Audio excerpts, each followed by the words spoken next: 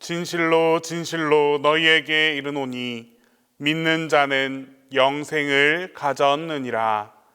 하나님은 영이시니 예배하는 자가 신령과 진정으로 예배할지니라.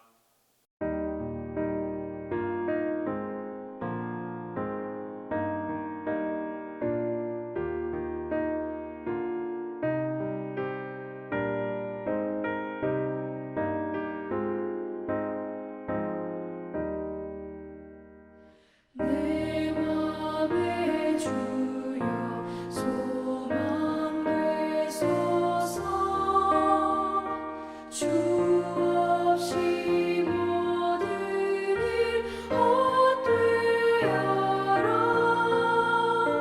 밤이나 낮에나 주님 생각,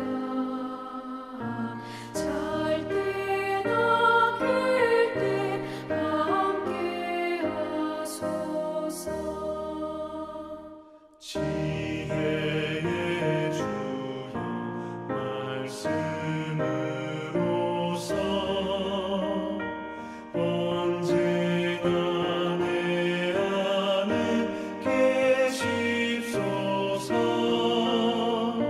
주는 내 아버지 나는 아들, 주 안에 내가 늘 함께하네.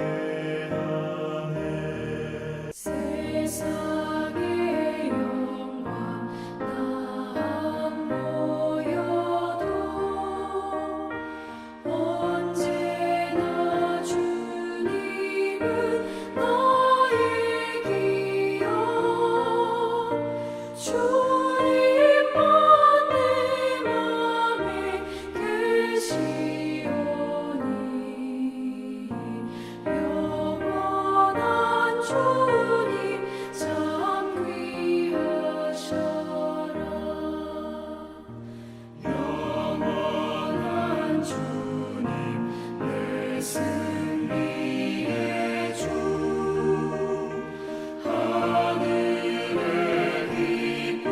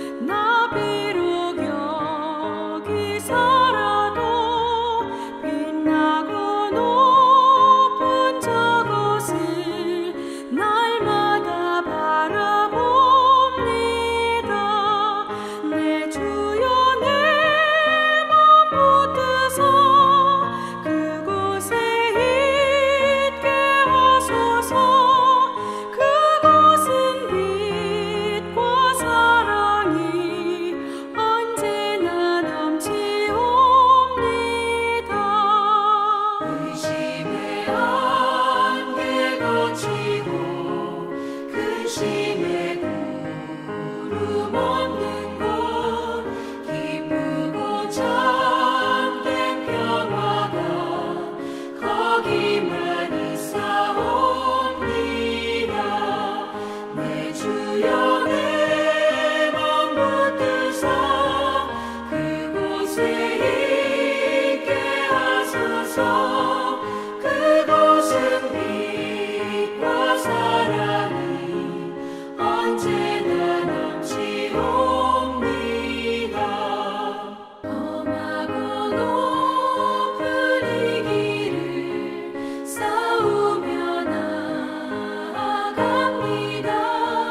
다시금 기도하오니 내 주여 인도하소서. 내 주여 내 맘 붙드사 그곳에 있게 하소서. 그곳은 빛과 사랑이 언제나 넘치옵니다. 내 주를 따라 올라가 저 높은 곳에 우뚝 서 영원한 복락 누리며 즐거운 노래 부르리. 내 주여 내 맘 붙드사 그곳에 있게 하소서. 그곳은 빛과 사랑이 언제나 넘치옵니다.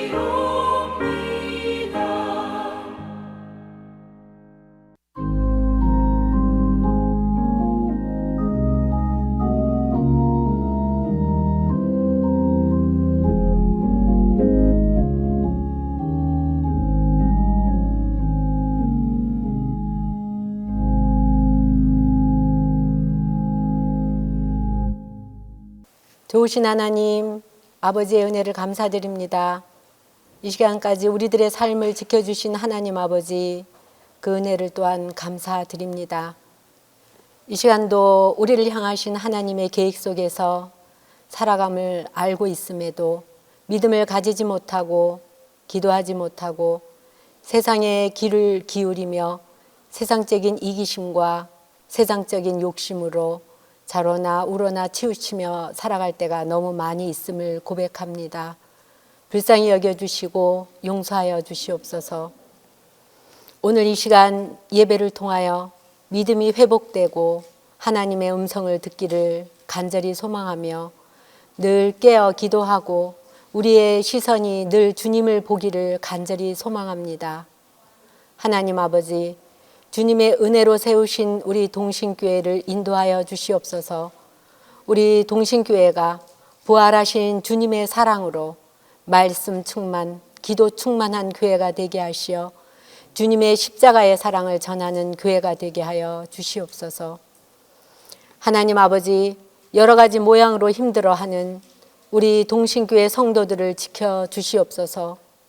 우리 동신교회 성도들의 삶을 인도하여 주셔서 주님께서 각 개인에게 주신 사명을 온전히 감당할 수 있는 성도들이 되게 하시고 하나님의 나라는 여기 있다 저기 있다고도 못하리니 그 하나님의 나라는 우리의 마음속에 있다 말씀하셨으니 날마다 천국의 삶을 우리들의 마음속에서 체험하며 살아갈 수 있도록 믿음을 더하여 주시옵소서.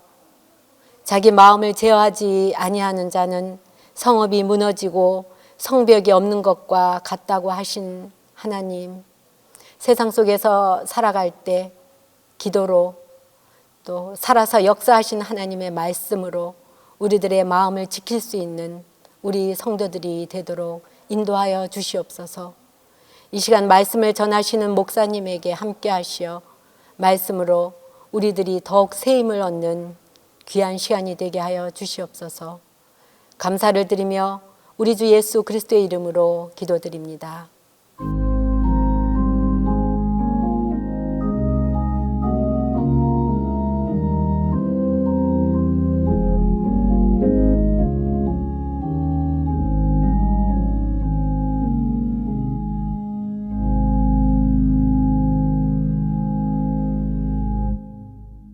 수요 예배해 주신 하나님 말씀은 요한복음 11장 21절에서 27절입니다. 신약성경 요한복음 11장 21절에서 27절입니다.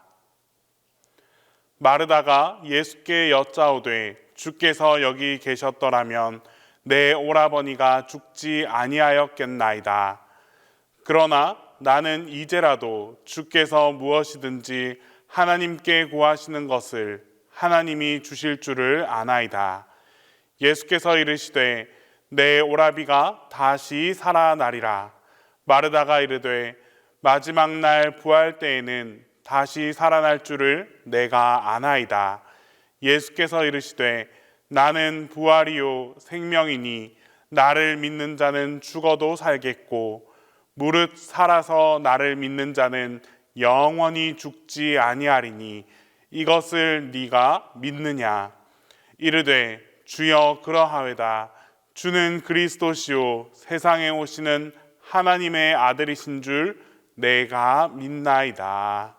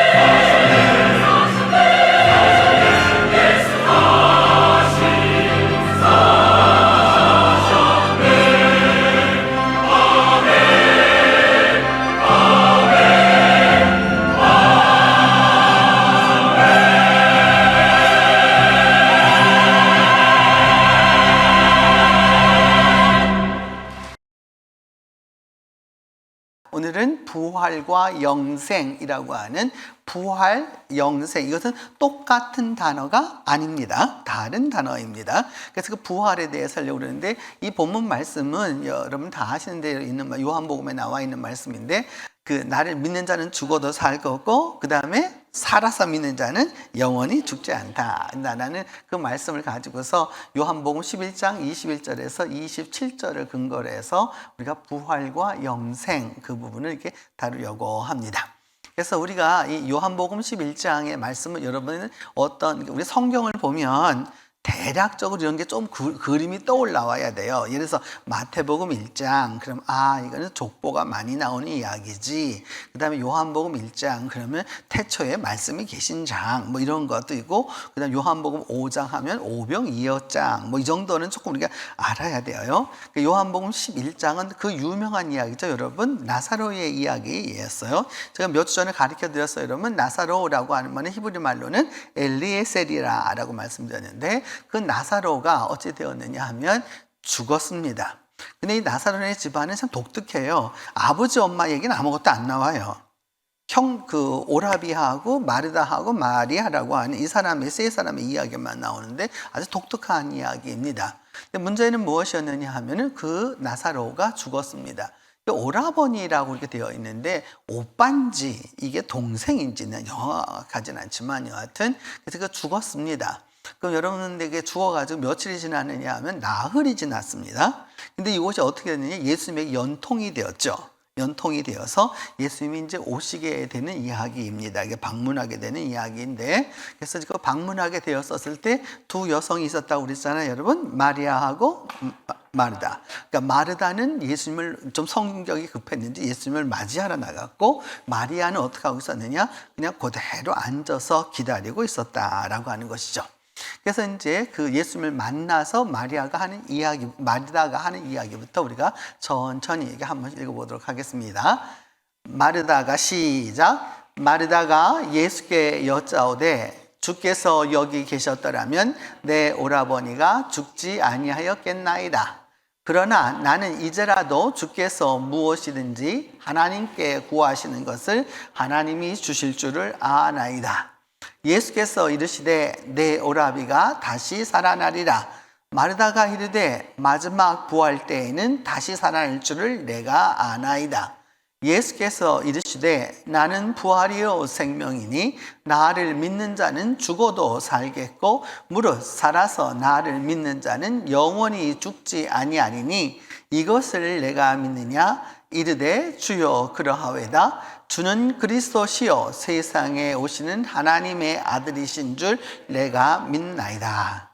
여기를 보면 이 마르다라고 하는 여성이 굉장한 여성이라는 걸 알 수 있습니다.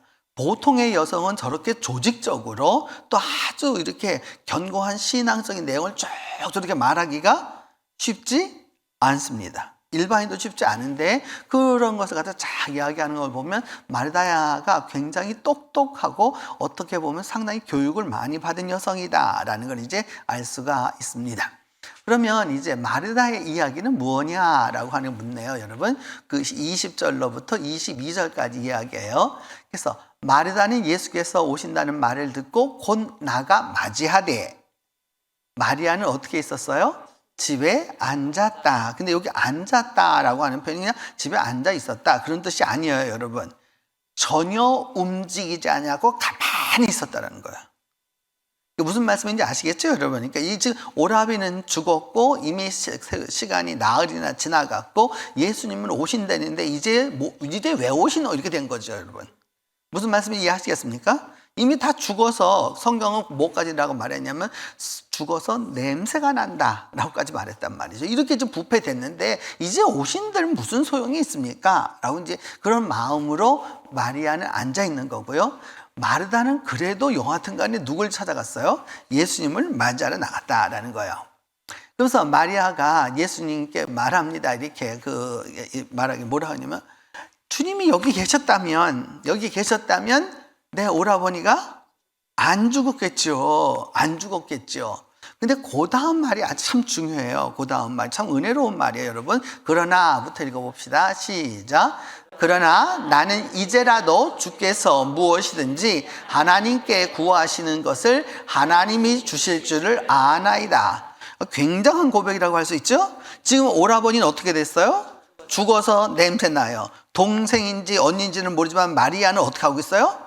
이미 다 끝났기 때문에 완전 포기 상태로 접어 들어가서 완전 아무것도 안 하고 있는 그런 상황인데, 예수님은 오기는 오셨어요. 이런 상황이 예수님 오셨어요. 근데 뭐라고 대답하는 거예요? 예수님 계셨으면 안 죽었겠죠. 하지만 지금이라도 예수님이 뭘 하시면, 하나님께 구하시면 하나님이 어떻게 하실 거다? 주실 줄을 안다. 이게 얼마나 큰 믿음이에요. 현실은 어때요? 가장 가까이 있는 지친이 죽었고요. 가장 지친이 죽었고요. 그 다음에 가장 가까워 있는 그 동생인지 언니인지 모르지만 여하튼 간에 마리아는 어떻게 하고 있어요? 완전히 절망, 포기, 완전 이런 상황인데, 마르다마는 뭐라고 그러는가요? 마르다마는, 여러분, 마르다마는 뭐라는 거예요? 이제라도 무언가 해주실 것을 나는 확실히 어떻게 한다? 안다, 이렇게 말하는 거죠. 엄청난 믿음이라고 할 수 있어요. 그래서 여러분 보면 이제 그 죽음이라고 하는 거 우리가 보기 위해서 형상화하는 것이죠. 이게 이 죽음이라고 하는 거를 형상해 놓으면, 인간에게 있어서 여러분 죽음이라고 하는 거는 지금도 넘을 수 있어요? 넘지 못하는 거예요?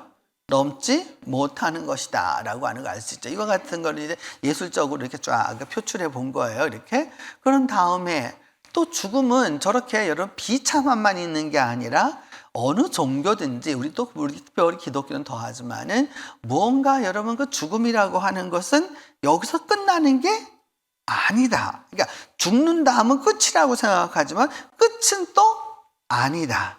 그래서 죽음이라고 하는 것은 이게 보면 이게 문을 착착착착 열고서 무언가 빛이 있는 저곳으로 간다는 것이죠. 그런 부분에 있어서 이제 우리가 생각하는 저 어둠 속에서 그래도 뭘 기대되는 거예요, 여러분? 천사를 기대하고 있는 거죠, 우리가. 이게 이런 부분이에요. 여러분, 우리 한국말이 죽다라는 말 있잖아요. 예? 그것을 다양하게 사용하고 있지 않아요? 뭐예요? 죽다라는 표현을 다시 해보세요, 여러분. 죽다. 돌아가셨다. 또. 예? 죽다, 돌아가셨다. 세 번째는 뭐예요? 사망. 사망하다. 오케이, 사망. 또, 그 다음. 운명. 운명하다. 운명을 달리하다. 또. 잘 죽었다? 그냥 다섯 번째 뭐 할래요? 다섯 번째는? 타계했다. 타계했다. 예. 근데 제가 다시 돌아가서 여러분에게 보여드리면, 우리말이 한국말에 13가지 조사한 거예요. 이거는 제가 조사한 게 아니라 영남대학교에서 이것을 전문적으로 연구해서 연구 논문이 나왔어요. 그래서 뭐냐? 첫 번째, 죽다. 그 다음에 두 번째는 뭐예요? 돌아가시다. 이거는 우리가 신석기 시대 이후로 한국 사람들이 갖고 있는 것이에요. 그러니까 여러분 전 세계 사람들이 다 똑같은 이런 말을 쓰는 게 아니에요. 그래서 돌아간다라고 하는 말은 이 신석기 시대 이래로 우리가 쓰고 있는 말인데, 이 말은 한마디로 말하면 온데가 있기 때문에 어떻게 한다는 거예요? 돌아간다라고 하는 이 의식이 우리한테 있는 거죠, 이렇게. 그래서 돌아간다는 거예요. 그다음 세 번째, 사망이라. 이게 중국어에서 이제 한자들이 왔기 때문에 쓰게 된 건데, 사망이라고 하는 말을 쓰게 되는 거죠. 사라고 하는 말은 여러분 좋은 말이 아니에요. 사실 우리 죽을 사자 이런 말 쓰기는 하지만 그런 뜻이 아니라, 여러분 예전에는 우리가 신분제 사회였었죠. 이렇게 신분제 사회였잖아요. 이렇게. 그래서 그 황제도 있고 왕도 있고 뭐 이렇게 쭉 이렇게 있으면서 이렇게 쭉 있고, 맨 마지막에 이제 평민들이, 그 서민들이 있는데, 서민들이가 좀 사회 계층으로 낮은 사람이 죽는 게 사예요. 그러니까 사망하면 이거는 귀족에게 쓰는 말이 아닙니다. 그 다음에 작보하다라는 건데, 지을 짝자에다가 여러분 예꼬자를 쓰게 되는 거죠. 작보하다. 이거는 뭐 누구에게 쓰는 말이냐 하면은 상대방에게 높이는 말이에요. 상대방이 높인 말이에요. 그러니까 작보하셨다라고 이렇게 말하죠. 그 다음에 여러분이 아까 썼던 말 중에도 한 말, 타계와 비슷한 말이죠. 별세와 타계 같은 말이라고 할 수 있는데, 별세하다 하면 어떤가요? 별세? 세상을 달리했다, 그 말이죠. 그러니까 이 말의 뜻은 여러분 어떤 뜻이 있는 거예요? 이 세상이 있고 저 세상이 있다. 그래서 이거를 이승과 저승이라라고 이렇게 우리가 보통 말하게 되는데 별세라는 말도 쓰고요. 그 다음에 이제 운명하다라는 말 쓰죠. 이렇게 이것도 여러분 뭐냐면은 그 사망보다는 훨씬 조금 높은 말이에요. 높은 말이에요. 그 다음에 이제 여러분 이제 이거는 좀 그 아주 좋은 고상한 표현이죠. 영면하다 무슨 뜻이에요? 영원히 잠들었다. 실제적으로 여러분 저는 이렇게 지금은 이렇게 많이 못 보는데 이렇게 전에 많이 봐보면 사람이 살았을 때보다 더 깨끗하게 가는 사람이 있습니다. 얼굴을 보면 살았을 때는 좀 거무죽죽했어요. 근데 죽었을 때 어떠냐? 얼굴이 뽀얀 게 그렇게 편안할 수가 없어요. 정말로 편안하게 가는 사람도 보고 난 자살한 사람도 여럿을 봤기 때문에 이를 악물고 죽은 사람도 있고 눈을 뜨고 죽은 사람도 있고요. 그렇기 때문에 여러분 눈을 뜨고 죽기 때문에 어떻게 하는 거 빨리 어떻게 하는 거예요, 여러분? 눈을 감기는 거죠. 이렇게 눈을 감겨주는 거란 말이죠. 이렇게 그런 부분이 있고 그래서 영면하다라는 말 쓰고 또 그 다음에 우리가 좀 근세에 우리가 많이 익숙했던 언어 중에 하나가 서거였어요. 무슨 대통령 서거 그런 말 많이 썼죠, 여러분. 서거 이게 서거라는 말이 사실 여러분 한자가 아닙니다. 일본 말입니다. 이거 일본 말이에요. 근조도 일본 말이에요. 여러분 가면 근조 이렇게 써놨잖아요. 이게 그거 다 일본 말이에요. 서거라고 하는 말은 거는 어디로 갔다 그 말이에요. 이렇게 어디로 갔다 그런 뜻이에요. 이게 사실 이게 좋은 말이 아니에요. 그런데 뭐냐면 우리가 그냥 거기에 익숙해져 있다 보니까 쓰고 있는 거예요. 일본 사람들이 와서 한국 사람들의 소위 이게 조선 왕조의 그 순종이라든지 고종이라든지 이런 분들 갖다 돌아가시게 됐었을 때 뭐라고 말했냐면 서거하다 이런 말을 썼단 말이죠. 한자이니까 한자인 줄 알았는데 사실은 이게 낮춘말이에요. 이렇게 서거라고 하는 저 말은 아주 썩 좋은 말이 아니에요. 이게 저는 없어야 되는데 지금도 너무나도 많이 쓰고 있는 말 가운데 하나예요. 그러니까 우리가 아직도 이 일본 말에서 벗어나지를 못했다라는 걸 알 수 있어요. 그 다음에 타계하다. 이게 계라고 하는 건 여러분, 아까 우리 말하면 이승, 저승하는 승을 말하는 거죠. 이렇게 그것을 넘어갔다라는 거죠. 이렇게 다른 세상으로 가셨다라는 거예요. 그 다음에 승하는 좀 남겨두고 그 다음에 세 말이 다 종교적인 말입니다. 종교적인 말이에요. 불교에서는 뭐 하다고 그래요? 입적하다라고 말합니다. 입적이라고 하는 건 적은 여러분 정적할 때 우리가 아무것도 없는 고요한 상태를 갖다가 그 적이라고 말하는 거거든요. 이게 그래서 정멸보궁 이런 말도 쓰는데 그 동네 사람들이 입적이라는 건 뭐냐면 이 삼라만상의 이 시끄러운 세계에서 이것을 다 끊고 아주 조용한 곳으로 가셨다는 거예요. 그게 바로 뭐예요? 입적이에요. 그래서 그분은 입적하다. 그 동네는 입적하다는 말을 많이 쓰죠. 그 다음에 이제 천주교에서는 여러분이 가끔 들으실 거예요. 이렇게 어느 추기경께서 선종하셨습니다. 이게 선종하셨습니다. 그래요. 그럼 선종이 도대체 뭐가 선종이냐? 이게 참 어렵겠죠. 이게 선생이라는 뜻이에요. 선생, 이게 착하게 태어나서 복으로 죽는다 그 말이에요. 이렇게 태어날 때부터 선하게 참 좋게 태어나가지고 죽을 때는 어떻게 죽었다, 여러분? 복 받고 죽었다 이런 뜻이에요. 이렇게 해서 선종하다라고 그래요. 지금도 쓰는 말이에요. 그 다음에 또 교회에서 개신교가 특별히 많이 쓰는 말, 요새 쓰는 말이 뭐예요? 소천이라 이런 말 쓰고 있어요. 소는 부를 소자이고 천은 하늘 천자에서 하늘에서 불렀다 이렇게 해석할 수 있는데 문자적으로는 틀립니다. 소천은 하늘을 부르다는 말이지 하늘이 부른다는 말이 아니에요, 여러분. 이게 우리가 막 쓰니까 그런 거지. 그러니까 이것도 사실은 뭐냐면 고쳐야 할 말 가운데 하나예요.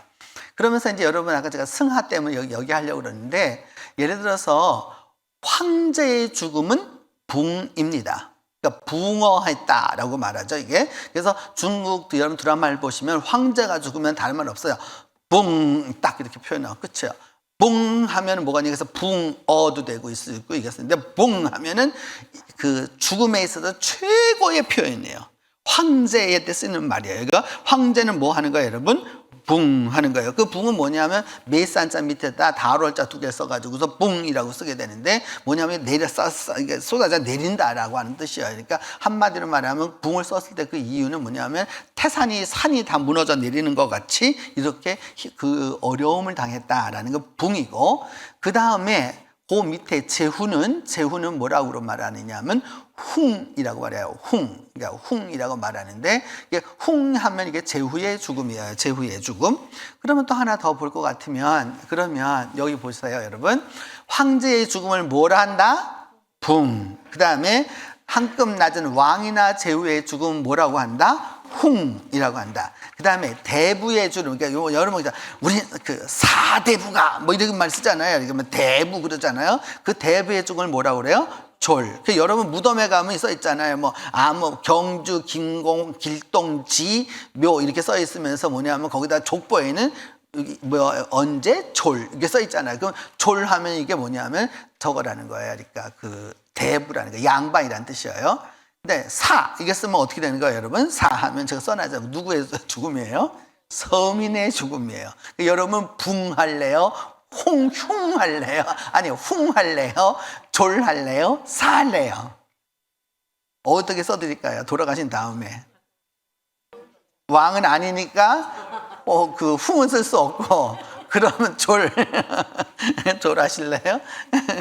그 다음에 이제 여러분 자신의 어버이나 임금을 누군가 죽였다. 그러면 그건 시가 되는 거예요. 그래서 우리말로 시해야 한다 그러죠, 이렇게.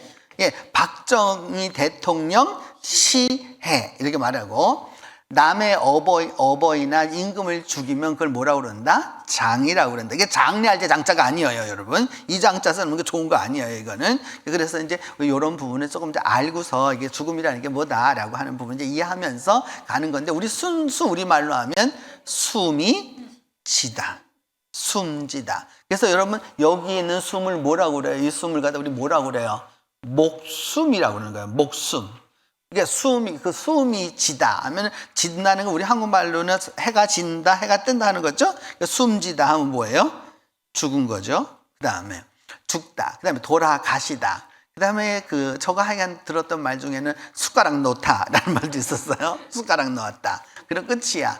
그 다음에 국어, 요즘 이건 사실 저 쓰는 말 중에 하나인데 흙보탬이라는 말이 있어요. 흙보탬이라는 말이면 흙을 보탰다 그 말이야. 보탠다는 건 더하다 그 말이에요, 여러분. 이게 죽어서 뭐가 됐다는 거예요. 흙에 대해서 흙보탰다. 또 그런 사람도 있고 이건 아마도 호남 쪽에 쓰는 것 같아요. 땅보탬도 있어요. 땅보탬. 땅을 보탰다 그런 뜻이죠, 이렇게. 그래서 우리 한국말 이게 참 재밌는 것 같아요. 그래서 한국말이 어려워요. 외국인 입장에서 우리말 배우긴 진짜 어려워요, 여러분. 저거 봐요. 죽는 것도 저렇게 많이 써놨잖아. 순수 우리말로. 숨지다, 죽다, 돌아가시다, 숟가락 놓다, 흙보탬. 이거 어떻게 다 외워? 이거 진짜. 이게 어려운 부분이에요. 그래서 우리가 이제 들어가려고 하면 여러분 소위 죽음이라고 하는 것은 인간이 존재한 이래로 이제까지 우리가 극복하지 못하는 문제인데 이 죽음에 대해서 끝까지 저항했던 나라가 있습니다. 소위 세계 문화는 딱 두 가지로 나누었어요. 크게 죽음을 수용하는 문화, 죽음을 배격하는 문화 이거예요. 오늘날 여러분 소위 말해서 뭐냐 하면은 안 죽겠다고 이게 계속해서 살아가겠다고 하는 거는 죽음을 받아들이는 거예요? 안 받아들이는 거예요? 안 받아들이려고 하는 문화예요. 그리고 또 죽음을 받아들이는 문화가 있는데 고대 이집트는 철저하게 어떤 문화였느냐? 죽음 거부 문화였습니다. 그랬기 때문에 이 사람들은 죽을 수가 없었어요. 죽지 못해가지고 이 사람들의 사고로는 뭐냐 하면은 이제 저거는 그림이 무슨 뜻이냐면 관이 이게 보이시죠? 여러분 관이 이게 보이죠? 이렇게 그 앞에 여자 2명이 있죠?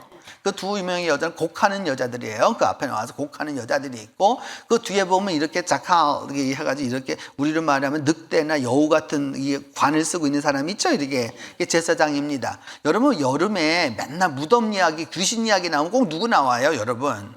누가 나와요? 꼬리 9개 달린 여우가 나오는 거예요. 왜? 여우가 뭘 파지요, 여러분? 무덤을 빠기 때문에 거기서 오게 되는 거란 말이죠. 그러니까 저 사람도 똑같았단 말이죠. 그래서 저 제사장이 있어요. 아누비스라고 하는 제사장이 있고, 이제 그 앞에서 여러 가지 이제 그 음식도 차려놓고 뭐 이거 가지 지금 하고 있는 건 이제 생명을 다시 불어넣는 건데, 이집트 사람들은 이렇게 생각했습니다. 지금 죽으면 진짜 죽는 게 아니에요.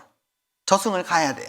저승에 가면 오시리스라고 성경에는 오시리라고 나와 있는데 오시리스라고 하는 신 앞에 가서 이 죄를 답니다. 어느 쪽 죄가 다냐? 그건 죄는 어디에 있느냐라고 생각했느냐면 이집트 사람들은 심장에 있다고 생각했습니다. 그래서 심장을 저울에다가 천칭에 넣고 답니다. 이렇게 심장을 넣고 천칭에 넣고 딱 따는데 오경의 원사님 심장을 갖다 딱 달았는데 여기다가는 뭐 추를 놔야 될 거 아니에요? 무게를 달려고 그러니까 추는 뭐냐? 깃털입니다. 깃털. 여러분 깃털 가벼워요? 무거워요? 가볍죠. 그럼 오경의 원사님 심장 달고 깃털 올려놨다. 어느 쪽이 올라갈까요? 깃털이 올라갈까요? 심장이 올라갈까요? 어느 쪽으로? 깃털이 올라간다? 이제 이러면 오경의 원사님 완전 죽는 겁니다. 완전 죽는 거예요. 왜? 죄가 많기 때문에 그러니까 여러분 진리는 뭐보다 가벼우냐? 깃털보다 가볍다는 거예요. 이게 그때 항상 여러분 무슨 말이야? 거짓말 하려고 그러면 자꾸 거짓말을 낳아가지고 나중에는 지가 거짓말을 뭐 했는지조차도 모르게 늘어나는 거잖아요. 이렇게 아닙니까? 그런데 소위 마트라고 하는 이 진실이라고 하는 것은 뭐냐? 진실은 뭐보다 가볍다? 깃털보다 가볍다라는 거예요.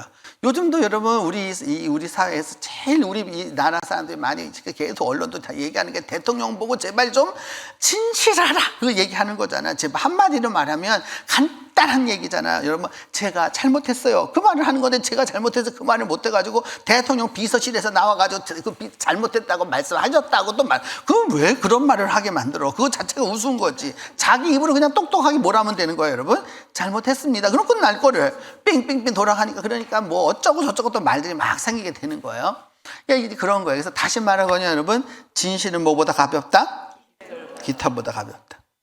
이건 아주 여러분 전하게 이집트 이 공부를 하면서 이보다 더 확실한 건 없다 생각했어요. 인생사에서 똑같아요, 여러분.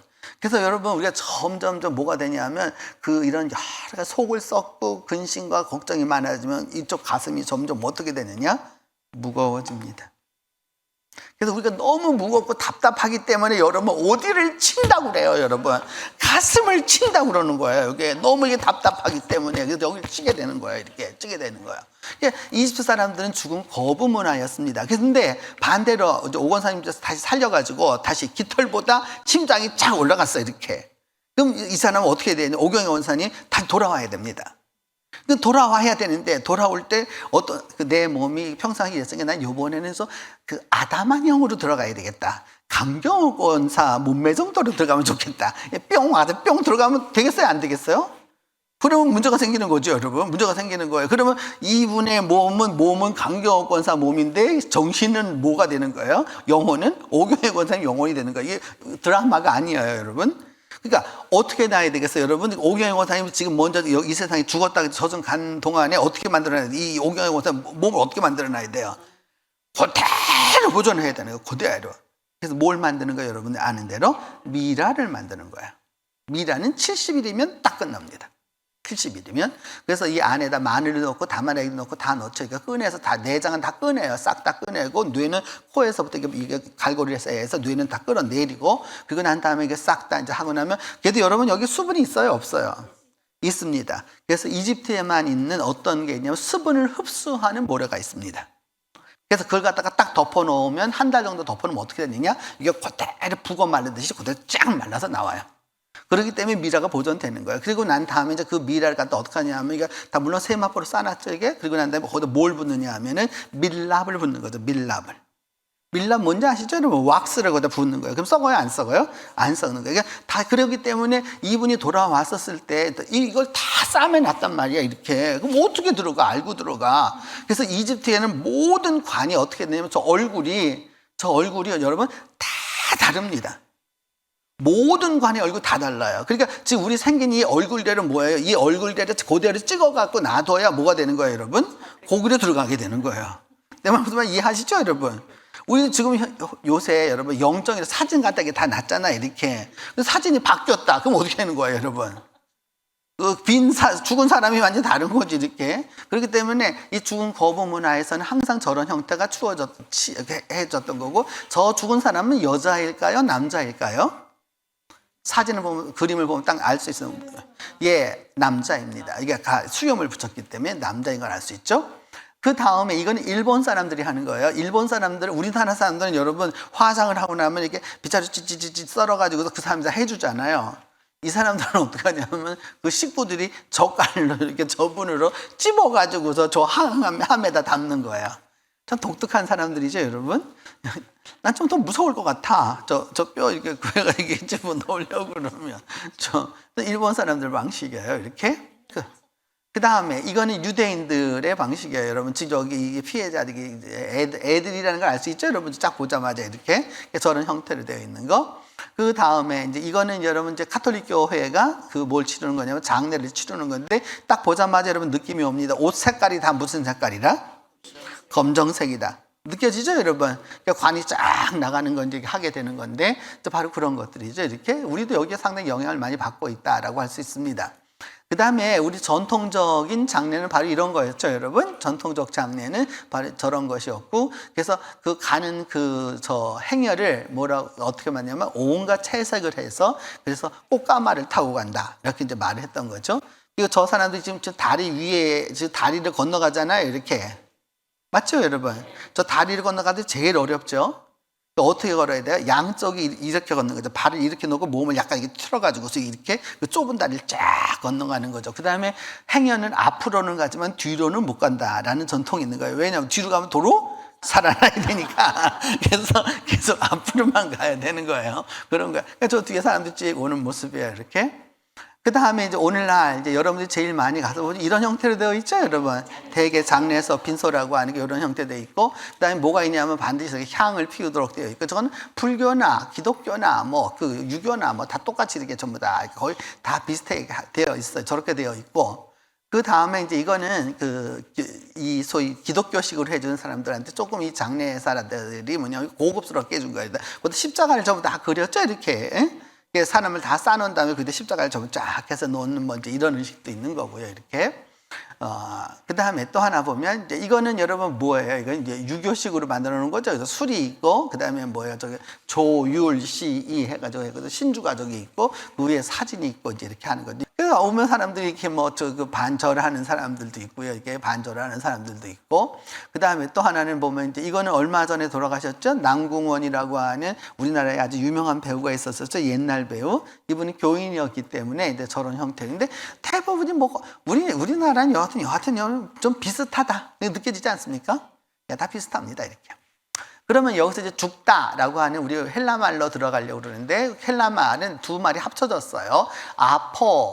아포네스코라고 하는 건데 아포네스코라고 하는 말은 소위 오늘 성경에서 우리 오라비가 죽지 아니었을 것입니다라고 말하는 그 죽다라는 표현이 뭐냐? 이건 뭘 강조하냐? 어떤 걸 강조하느냐? 하나님하고의 관계가 이제 끊어졌다라는 거예요. 그러니까 죽었다. 그러니까 이게 뭐냐 하면 지금 주님이 오시잖아요. 우리 오레비가 죽었는데 그랬기 때문에 뭐가 됐느냐 하면은 하나님과의 관계가 이제 다 끊어지시 되었다라고 이제 표현하는 거죠, 이게. 그래서 이 네스코라고 하는 단어는 그래서 앞에 있는 것과의 관계의 단절이다. 그래서 제가 아까 말했잖아요. 숟가락 놨다. 그 말이죠. 그 다음에 여러분, 아까 말했잖아요. 타개했다. 개가 원래 이 개에서 저 개로 가버렸으니까 그런 뜻이 우리말로 줄 수 있는 거죠. 이게 죽다라는 게 바로 그런 뜻이다라는 거예요. 그래서 여러분 이 단어가 어디 쓰이느냐 하면 마태복음 8장에 보면 그 유명한 거라사에 왜 귀신 들리는 사람이 있었잖아요. 이렇게 그 귀신들이 다 나와가지고 어디에 들어갔어요, 여러분? 돼지떼에게 들어가서 그 돼지다가 쫙 바다로 뛰어들어가서 죽었단 말이죠. 그때 뭐 했다? 몰사했다 이런 뜻일 때 그럴 때 이 단어가 바로 쓰인다. 죽다라는 단어이고요. 마가복음에는 여러분 그 유명한 야이로의 딸 이야기 아시잖아요. 그 야이로의 딸 사람들이 막 죽었다고 막 그러니까 뭐라고 그러셨어요, 여러분? 죽은 것이 아니라 어떻게 한다? 잔다. 네. 저는 이 표현 아주 참 좋다고 생각해요. 여기 성경에도 자는 자들 이렇게 표현하고 있는데 아까 제가 말씀드렸죠. 정말 평안히 자는 사람이 있어요. 근데 그렇지 못한 사람은 그게 나타나요. 그 다음에 구할 것을 주실 줄 믿습니다 라고 하는 이 표현에서 구하다라는 말은 여러분 그냥 구하는 게 아니에요. 쉽게 말하면 내가 정말로 필요하니까 아이테오라고 하는 이 단어는 주님한테 아주 우리말하면 간청하는 걸 말하는 거예요. 간청하다는 거예요. 그럼 하나님이 그 주신다라고 하는 단어가 이제 나와 있는데 디도마가 되어 있는데 이거는 주다 또 우리 손 안에 얹혀주다 뭐 이런 여러 가지 뜻이 있습니다. 이렇게. 그래서 여러분 그 마태복음 18장에 나오죠. 너희들 두 사람이 합해 무엇이든지 구하면, 그때 구하다는 말이 바로 이런 단어이죠. 똑같은 단어이죠. 또 그 다음에 빌라도에게 가서 그 아리마대 요셉이 뭐 했어? 예수님의 시체를 달라, 그 달라라고 하는 말이 이제 거기서 쓰이게 되는 거죠. 요청하다. 그 다음에 넘어가서 그 다음에 구할 것을 주실 줄 믿는다. 이게 주다라고 하는 이 디도미라고 하는 단어는 이때 쓰이는 거죠. 너희가 먹을 것을 주어라 이렇게 말씀하는 거죠. 여러분 그 유명한 사건 아시잖아요. 오병이어 사건에서. 그러니까 우리가 어떻게 200데나리온이나 되는다고 사다가 어떻게 줘요? 이렇게 말할 때 너희가 주어라 이렇게 하는 거. 그때 쓰이는 표현이고, 그 다음에 고쳐주다라고 할 때도 쓰이는 표현이에요.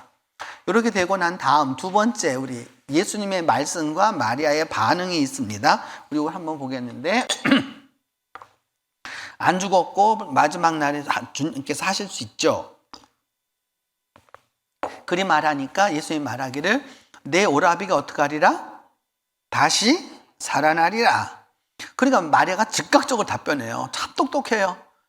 물론이죠, 주님. 마지막 날 그 종말 때, 그 부활할 때에는 다시 살 줄을 제가 압니다. 근데 지금 여기서 예수님의 말씀은 이것도 물론 말씀 포함한 거지만 지금 어떻게 될 거다. 지금 살아나리라 이렇게 말하니까 마리아는 뭐라는 거야? 마지막 날에 살 거야. 우리가 다 알고 있죠. 이렇게 말하는 거죠. 이렇게.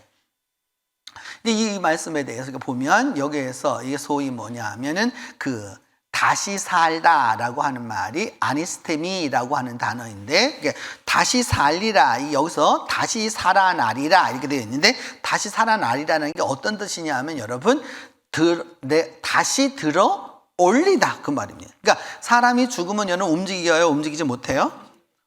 우리가 여러분 아무리 이게 30kg 되는 사람도 일단 사람이 죽고 나서 처지면 여러분 평상시에 70kg보다 더 무겁습니다. 이게 만약에 축 처져 버리면 사람에게 굉장히 어려운 거거든요. 근데 이게 raise up 하면 이걸 갖다 들어 올리는 걸 말하는 거예요. 들어 올리는 거. 그 다음에 set up. 그 다음에 I rise among the dead. 죽은 자들에서 일어나는 거. 바로 이런 걸 쓸 때 쓰이는 단어이죠. 그래서 여기서 다시 살아난다라고 하는 이 말씀은 주님께서 어떻게 해주실 거라는 걸 말하는 거예요. 내가 다시 살려주리라. 이렇게 딱 얘기하는 거죠.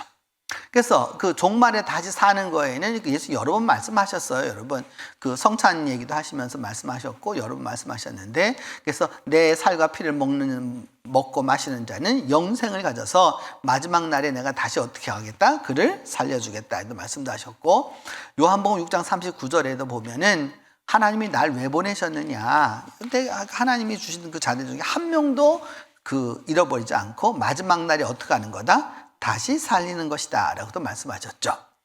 그러면서 이제 예수님이 다시 질문을 합니다. 그래서 그 다음에서 예수님의 말씀이에요.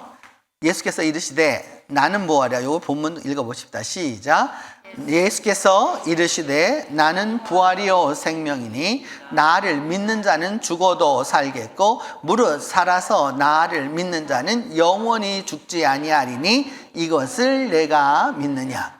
예수님 말씀하셨어요. 나는 무엇라? 부활이라. 또 그 다음에 뭐라고 그랬어요? 생명이라. 그래서 나를 믿는 자는 죽어도 살 거고, 그 다음에 살아서 믿는 자는 나를 믿는 자는 영원히 죽지 않는다. 이제 이렇게 말씀하셨습니다. 그러면서 여기서 여러분 부활이요 생명이라 하는 단어인데 해 아나스타시스 카이 헤조에라고 하는 단어인데, 문자적으로는 뭐냐 하면은 아나스타시스는 stand up 하는 거예요. 여러분 stand up 하면 어떻게 하는 거예요? 여러분 앉아 있는 게 아니라 어떻게 되는 거예요? 여러분 쫙 일어나는 거 stand up, 이게 위로 올리는 걸 말하는 거죠. 그 다음에 stand again, 다시 일어나라 이런 뜻이 되는 거. 우리말은 똑같아요. 여러분 여기에는 반드시 뭐가 포함되느냐? 육체가 포함되는 거예요. 그러니까 여러분 우리가 다시 일어나십시다 라고 말하는 말이 꼭 여러분 자리에서 일어나는 것만 말하는 게 아니잖아요. 우리가 마음으로 또 정신으로 개혁, 이게 다시 일어나라 할 수 있잖아요. 근데 오늘 성경이 말하는 그 다시 일어나는 걸 뭘 말한다고? 여러분 이 육체가 다시 어떻게 되는 거예요? 여러분 일어난다 그런 뜻이에요. 생명은 무엇을 말하느냐? 영과 육 다를 말하는 거예요. 영적 생명과 육적 생명을 다 포함해서 말하는 거라. 그래서 나는 부활이요 생명이라고 말씀하셨을 때 거기에는 육적인 생명과 영적인 생명 모두를 다 말하는. 그러니까 지금 오늘 얘기하는 대로 하면 그 나사로가 나는 부활이요 생명이라고 하는 이 주님의 말씀을 이거한다면 나사로의 육신의 생명도 돌아오겠고 그 다음에 영적 생명도 돌아온다는 거죠. 맨 마지막 날에 그것까지 다 이게 포함해서 말씀하시는 거죠. 그러니까 그런 부분이 있다라고 하는 우리가 보면 좋겠습니다. 그래서 그 요한복음 6장 39절로 40절 여기서 우리가 그래서 같이 읽어봅시다. 천천히 시작. 나를 보내신 이의 뜻은 내게 주신 자 중에 내가 하나도 잃어버리지 아니하고 마지막 날에 다시 살리는 이것이니라. 내 아버지의 뜻은 아들을 보고 믿는 자마다 영생을 얻는 이것이니 마지막 날에 내가 이를 다시 살리리라. 그러니까 주님 하나님의 마음은 어떤 거예요, 여러분? 사람들 안미가 지옥 보내자 그런 마음이 아니시고 어떤 마음이라는 거예요? 누구든지 뭐 하는 거예요, 여러분? 하늘나라에 가기를 하나님은 어떻게 하신다? 원하고 계신다라고 하는 것이죠. 그래서 요한복음 6장 44절에 보면은 내가 마지막 날에 다시 살릴 것이다. 예수님이 말씀하시는 거죠. 그러면서 여기서 영원이 아이온이라는 단어인데 아이온이라는 단어는 쉽게 말하면 어떤 것으로 볼 수 있냐면 세대라고도 볼 수 있고요. 한 세대, 어떤 세대, 시대, 또 사이클이라고 볼 수도 있고 이제 여러 가지로 볼 수 있는데 쉽게 말하면 여러분 이 영원이라는 것은 어떤 것과 같으냐면 여러분 요걸 하나 좀 우리가 기억하셔야 돼요. 여러분 혹시 원불교를 아십니까? 그 원불교의 원씨와 저의 원씨는 같은 원씨일까요? 어때요, 여러분? 한번 생각해 본 적 없습니까? 네? 같은 원씨일까요? 아닐까요? 한국말로 소리는 같지만 뜻은 달라요. 글자가 완전히 달라요. 그 원하고는 다른 원자인데 뭐냐면 여러분 여기서 원불교 할 때 그 원불교는 뭐예요? 원이 뭐예요? 원은 우리가 말하는 동그라미를 원이라고 말하는 거예요. 그럼 왜 하필이면 원이라고 그럴까? 이렇게 말할 거 아니에요, 여러분? 왜 원불교라고 그러냐? 그 원이 나오기 이전에 부처님의 가르침은 뭐와 같으냐? 그쪽 부처님의 가르침은 이렇게 표현했어요. 부처님의 가르침을 법이라고 그래요. 법. 그래서 불교에서는 설교를 안 하고 설법을 하는 거예요. 설법을 하는 거예요. 근데 그 법인데 법을 갖다 뭐라고 했느냐면 법윤이라 이렇게 말하는 거예요. 법윤. 윤이라고 하는 거는 뭐냐면 바퀴윤자를 쓴 거예요. 무슨 말인지 아시겠어요? 그러니까 법은 곧 뭐라? 바퀴라. 바퀴가 어떻게 생겼어요, 여러분?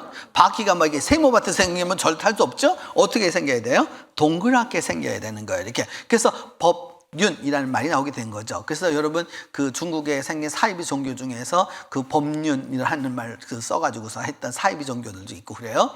그래서 불교에서는 여러분이 원이 아주 중요해요. 원이 아주 중요해요. 그래서 원이 있고 그래서 그 원을 아주 특별히 강조한 우리나라에서 만들어진 불교 무슨 불교? 원불교가 되는 거예요.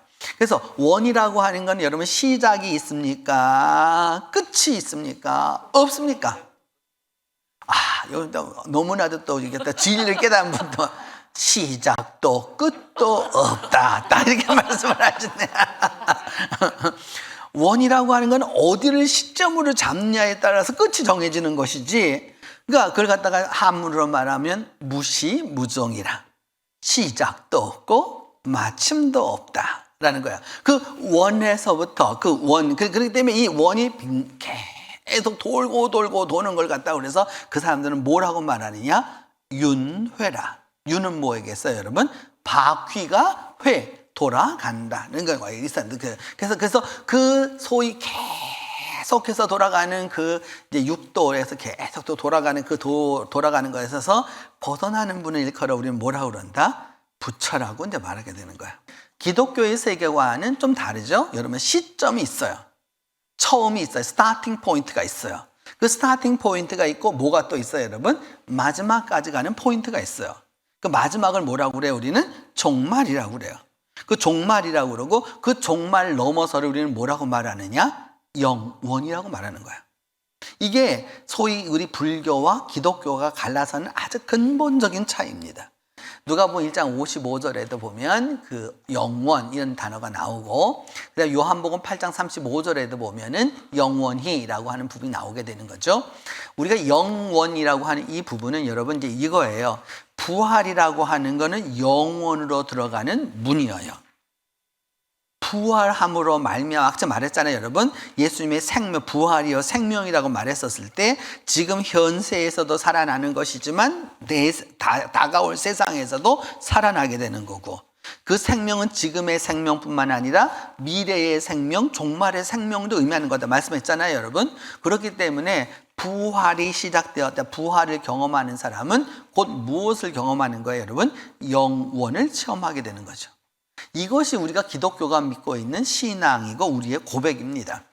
이 부분이 아주 중요한 거죠. 그래서 영생은 뭐냐? 시간 안에서 출발. 우리 다 시간 안에서 태어났잖아요. 이렇게. 그 출발하지만 시간을 넘어서서 시간 밖으로 어떻게 하는 거예요, 여러분?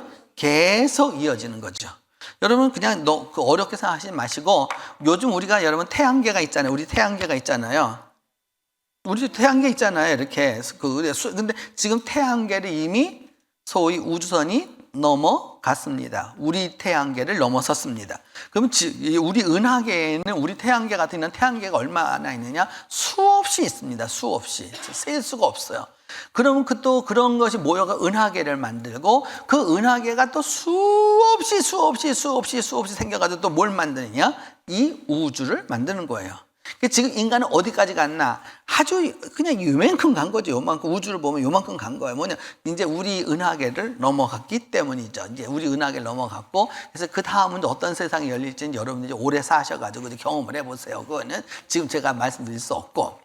그래서 우리가 지금 현재 얘기할 수 있는 건, 영생은 뭐냐? 우리가 육신을 중심으로 사는 이 세상에서 출발해서 하늘나라의 복음을 받아들여서 영과 육이 어디에서?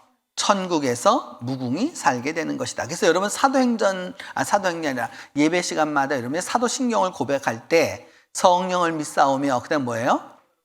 거룩한 공예와 그 다음에 뭐예요?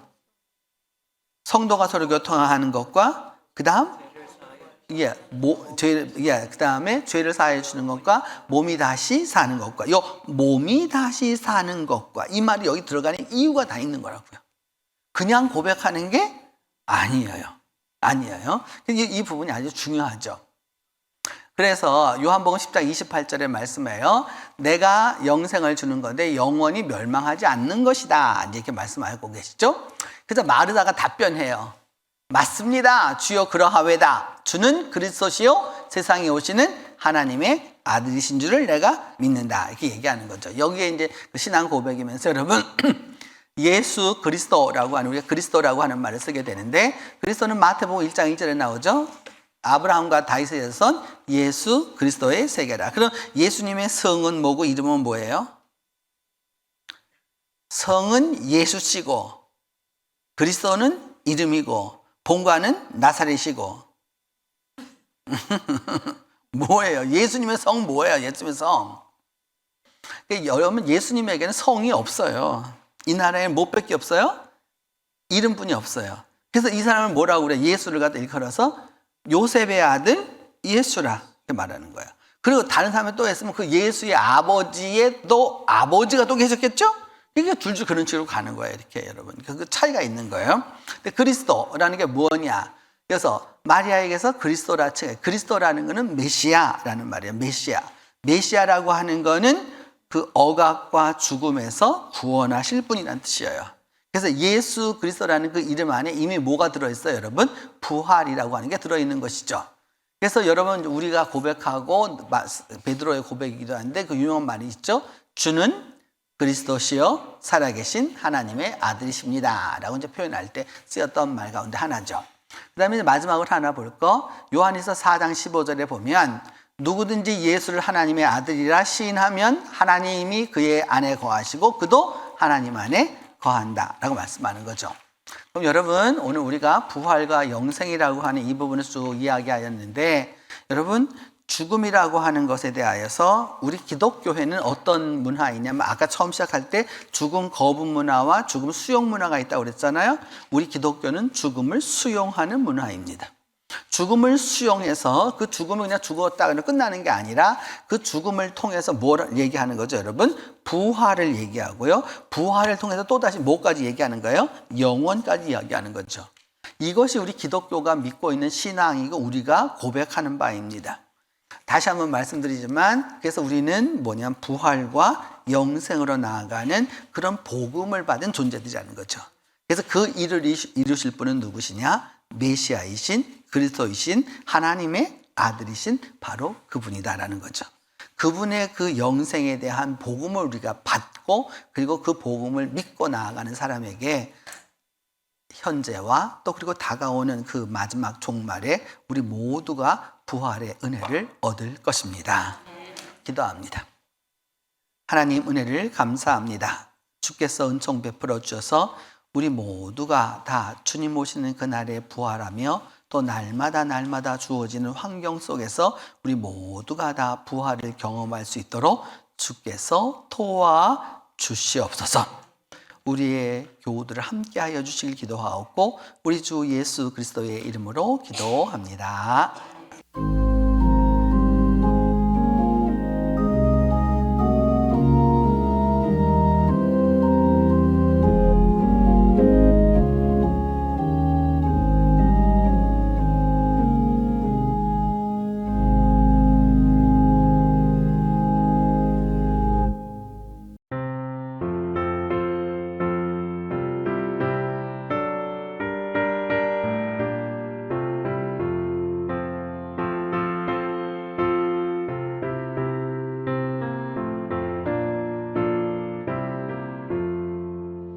이 몸의 소망 무언가 우리 주 예수뿐일세 우리 주 예수밖에는 믿으리 아주 없도다 주 나의 반석이시니 그 위에 내가 서리라 그 위에 내가 서리라 무섭게 바람 부는 밤 물결이 높이 설렐 때 우리 주 크신 은혜에 소망에 닿을 줄이라 주 나의 반석이시니 그 위에 내가 서리라 그 위에 내가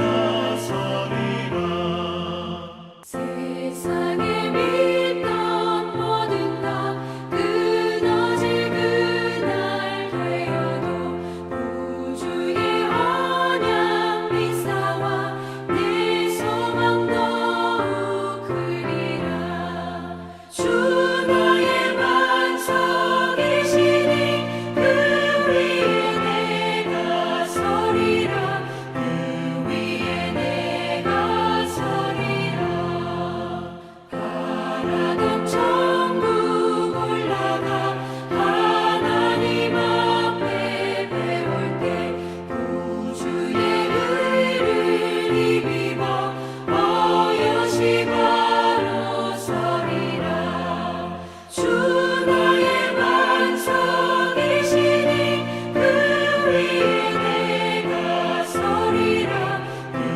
위에 내가 서리라